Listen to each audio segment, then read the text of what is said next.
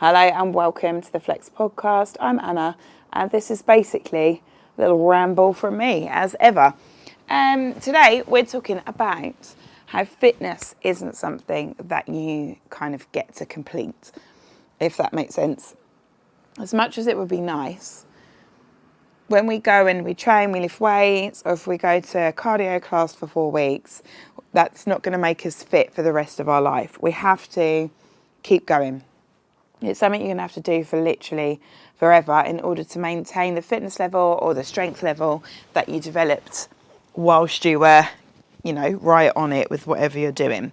This is kind of cool because it means you've got lots of time to find different things and different phases of your life.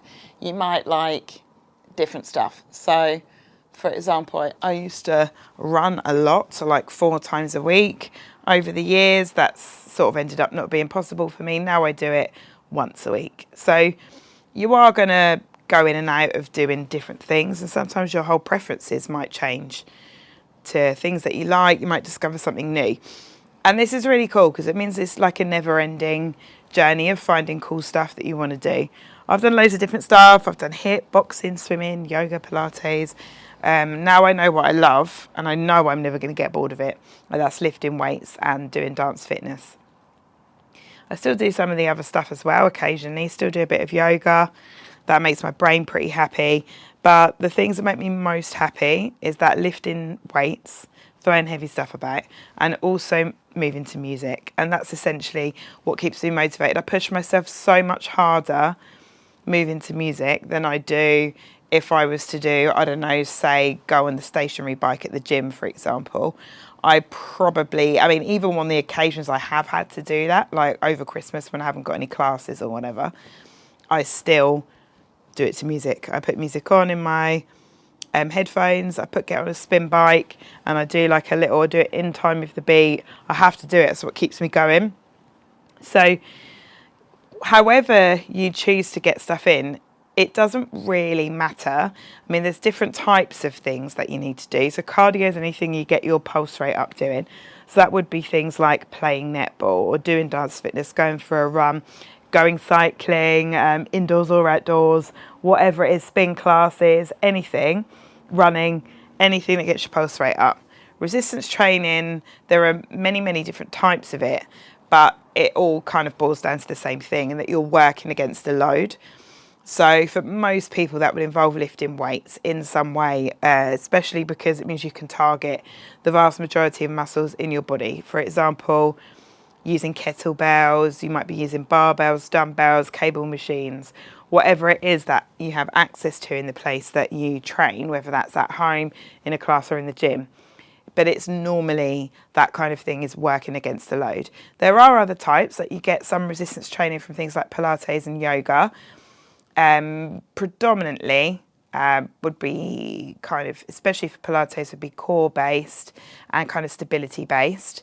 And you can obviously add load in that, but you obviously wouldn't be adding maybe as much load as you would lifting weights, for example. That isn't to say that there's no point doing Pilates, by the way. There absolutely is. It's brilliant. It's just that it depends what you're looking for. Pilates is really good for like controlled movement, for your core strength. There's a lot of single leg work in there as well, things like that. But obviously if you wanted to kind of pack on a bit of muscle, you'd probably need something a little bit heavier long term in terms of like to build muscle size or strength or whatever. But definitely, and yoga is not dissimilar to Pilates, but obviously if you're doing reformer Pilates, that is quite different because you've got the whole reformer involved and there's so many different things you can do with it. So resistance training, whilst there are still many types, so you can do obviously Pilates and yoga, especially when you're first starting out, or if you're kind of working around things like trying to get your balance better or trying to improve your hip mobility and stability and things like that. Yoga and Pilates would be really great. And then you have lifting weights of some kind. So that could be body pump, it could be a barbell class, it could be a kettlebell class, it could be a home workout with weights. When you first start out, obviously that could be no weights at all. But over time you would have to add some in, especially if you want to be able to target things like your back effectively and so on. So we know we've got to do cardio, we've got to do resistance. A lot of us would definitely benefit from doing mobility as well, which you do get from things like Pilates and yoga. And you can also add into any kind of resistance training that you're doing. Now, we need to bear in mind that this is the thing. Our body needs us to do all of these things in order to stay working well.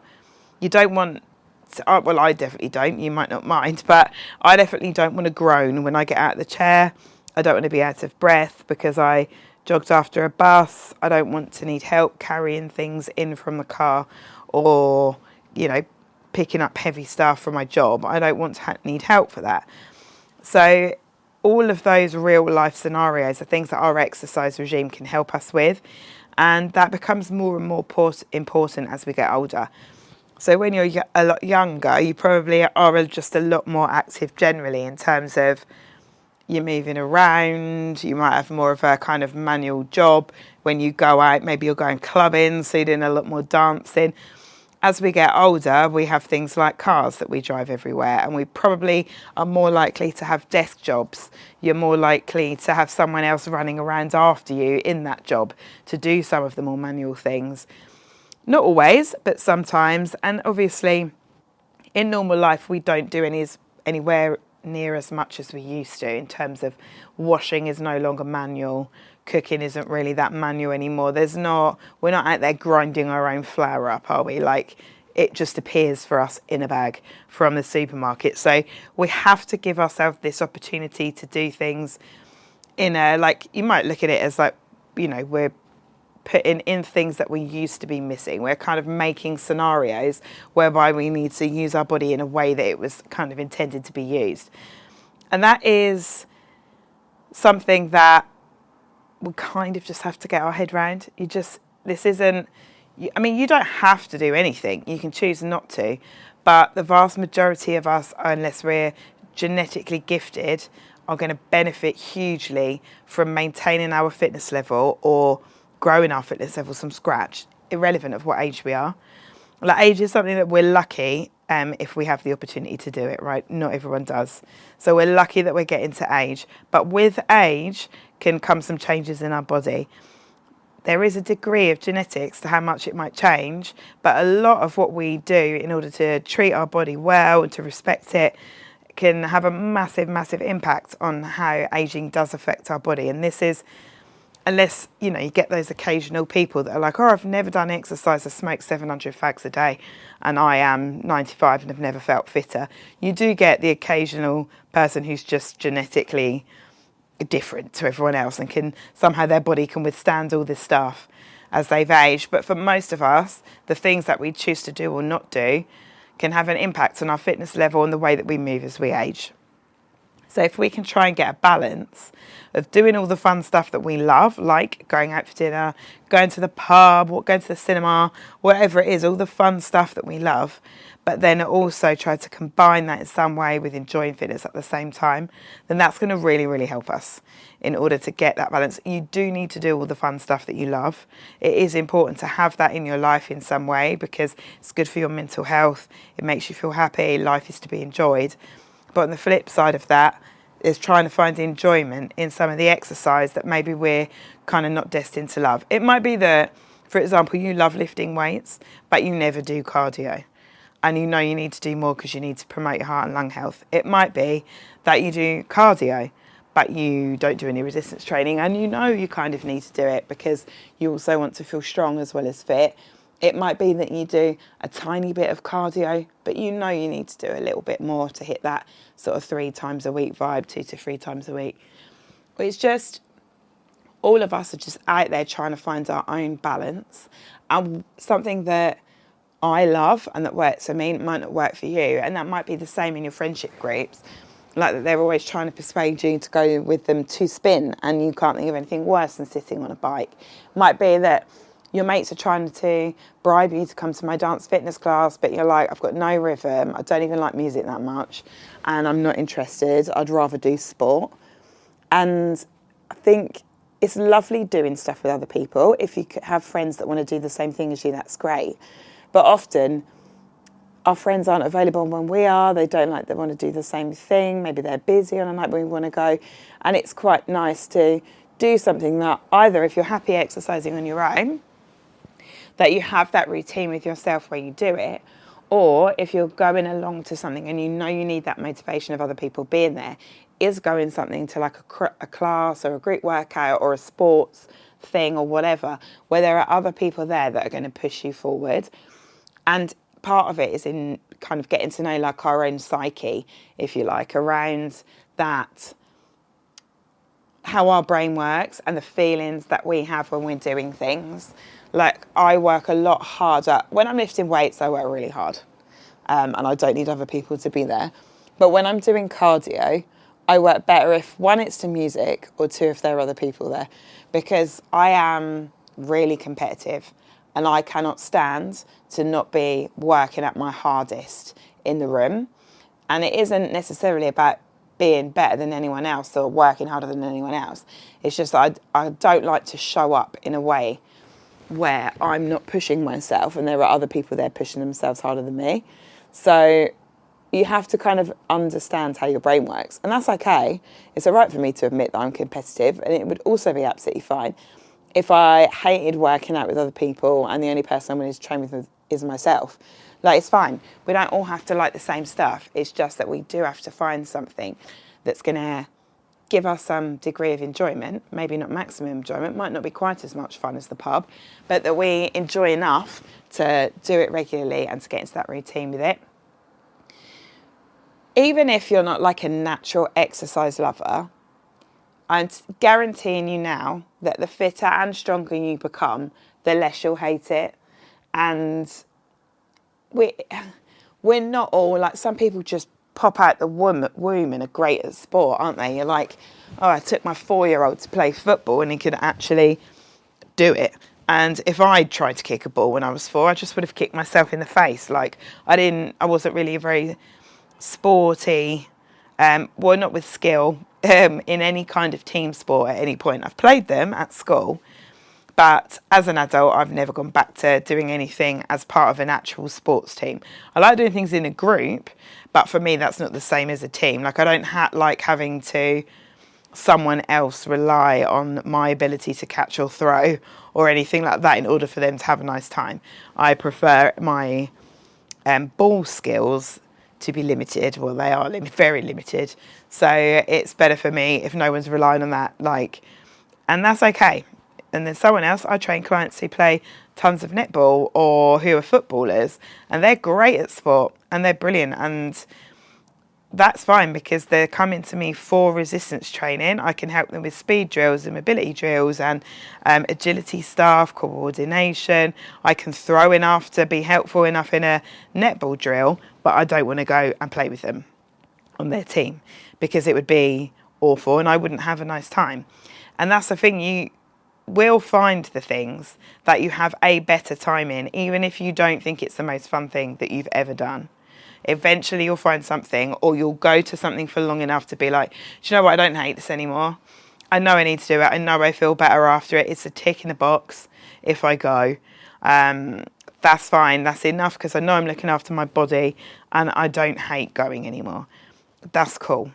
Like, we're not all going to come in and be like, oh my God, I love exercise so much, just could cry because I can't do it today. Not everyone is going to feel like that.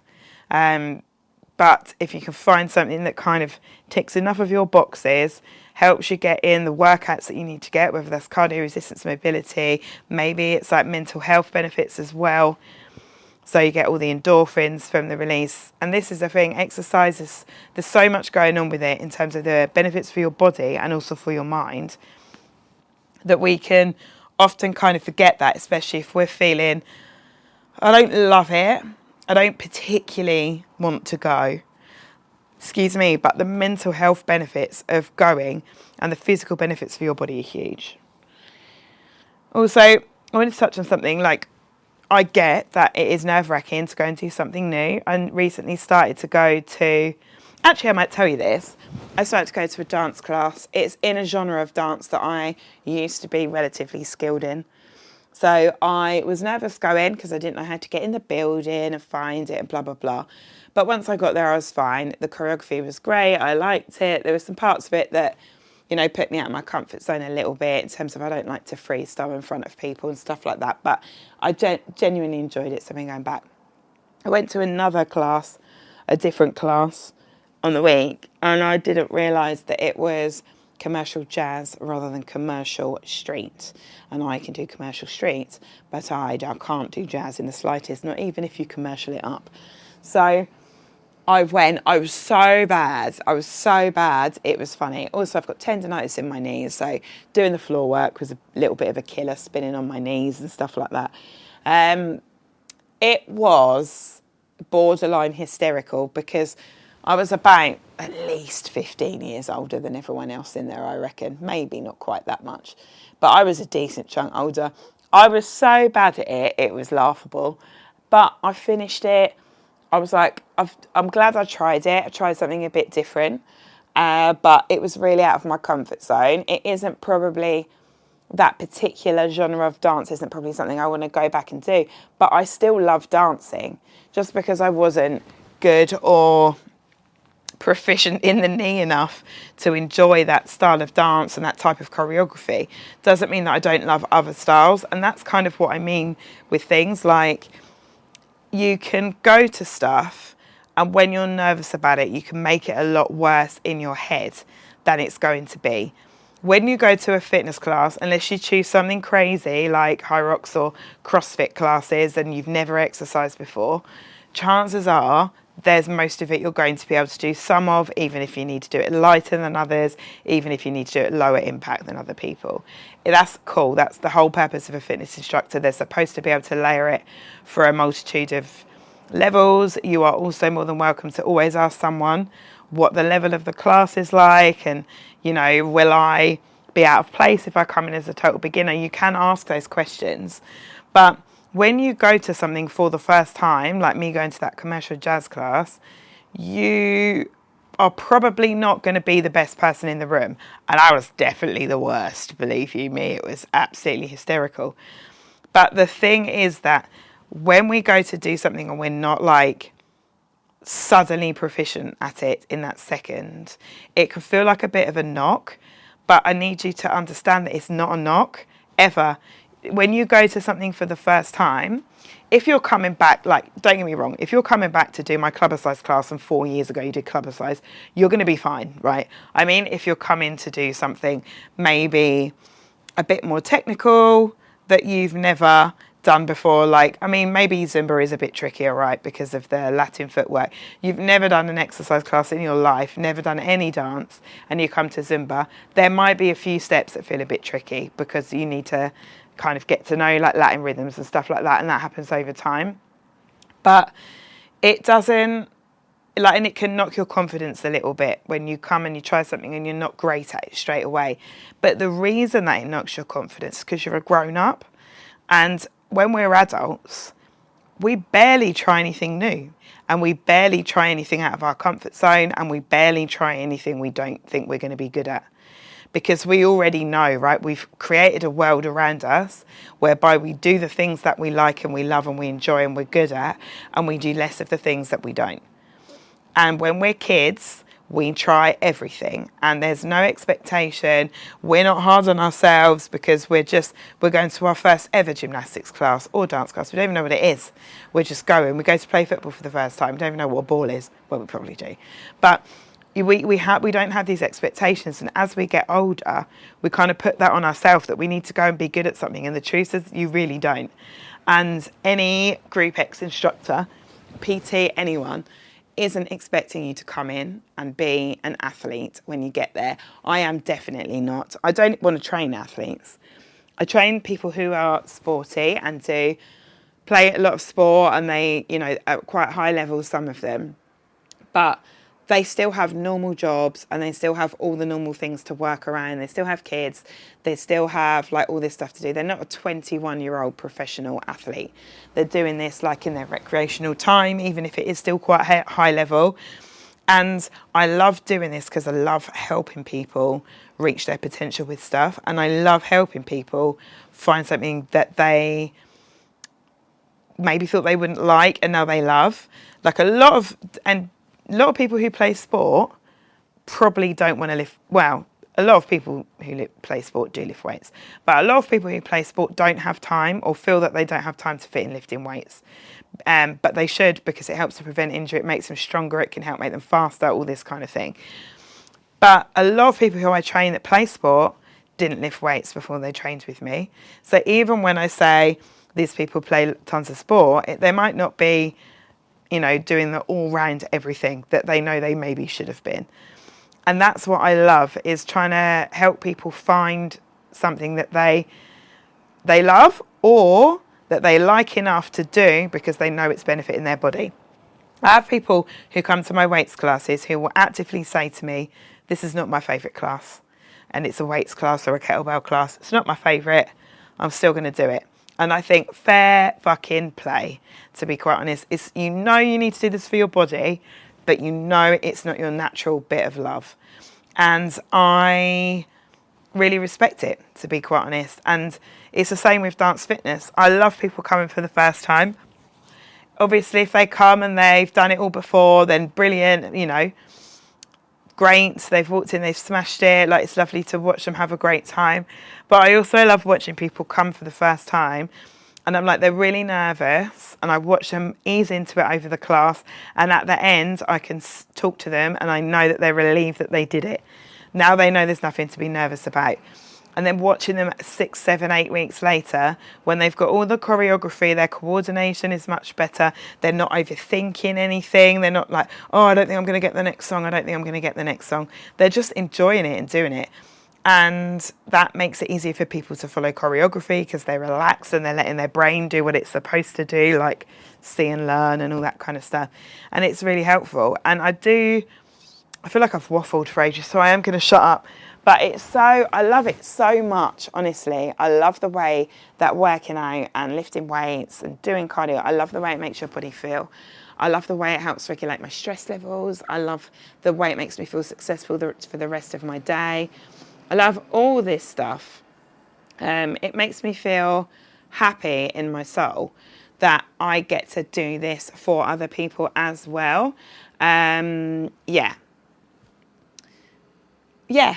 It's just finding something that you love and then getting to share it with other people is awesome. And if you can do the same with your fitness journey, and then maybe you'll inspire your friends or your teenage kids to go with you, or maybe your younger kids will see you working out and they'll be like, oh, I want to do that. Can I do a workout with you? Or, if they're old enough to go to the gym, they might want to go with you sometimes. It's so cool. Like, that is literally the coolest thing, to help inspire other people to move more and to enjoy exercise, and also to kind of love their body a bit more as well. If you love what your body can do, it really changes how you see yourself quite a lot of the time. And I definitely know that from experience. You guys know I've got scoliosis. At this particular commercial jazz class, I stretched to reach for my feet, and my rib hump was so bigger than I recall it being last time I saw myself sitting on the floor reaching my feet, like a sitting hamstring stretch. It's way bigger than I thought it was going to be. I haven't seen myself in a mirror in that context, I don't think, for a while. And I was like, wowzers, that baby is bigger than you thought. The thing is, it didn't stop me doing the stretch. I didn't back out of it. I didn't think, oh, everyone can see it. Sometimes I've just gotten kind of used to the fact that I have it, and I forget that other people can see it and can notice it. And that's a real big deal for me, because I was so paranoid about it back when I was younger. I never wore a backless top. I was really paranoid about it. I never leant forward without holding my whole body as straight as I could. Yeah, it was a lot. So honestly, focusing on what the things that you're going to encourage your body to do, the way you're going to move, your achievements when you're doing stuff, your fitness level, you're not so out of breath. You got halfway through the class before you felt slightly like you were going to have to dial it down. You lifted heavier than you did before. You weren't nervous about coming. These are all massive achievements. And they're big things. They're big deals. They're big. It's really cool to be able to do that. This is long. I'm going to shut up. This was not the point of this chat. I feel like I have waffled for ages, but basically, fitness is forever. Find something that you love and If at first you don't succeed, experiment with something else. There is something out there for everyone, and it might not be the love of your life, but if you can hate it a bit less, enjoy it enough to go, and enjoy at least the results that you're getting in terms of, mental health boost, cardiovascular fitness, strength, whatever it is. These are the things that are really important. I'm going to shut up because this ramble has rambled. Catch you soon.